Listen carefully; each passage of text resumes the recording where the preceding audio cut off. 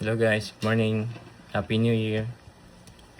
Iba na yung do kung yan mapagupit kita. Mahanap kitang barbershop na nasa gilid-gilid lang.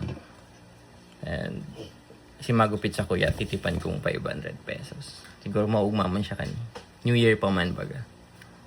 So, let's G.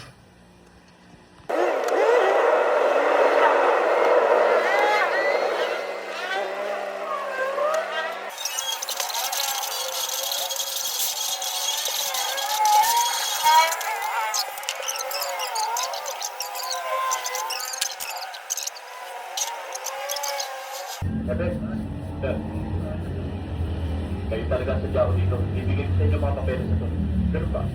Report ko yan sila sa Minister ito. Tara na boss. Pakitala mo na lang sa opisina. Tara. Maalala ang pagtakas ng mga preso ngayon. Totoo nga yan, sir. Nga pala, sir. Sirong mo lang. Ito sir. Hindi na natin. Sir. Tip mo. Sige, sir. Anyway, Salamat. anong masasabi mo tungkol sa mga takas-takas na yan?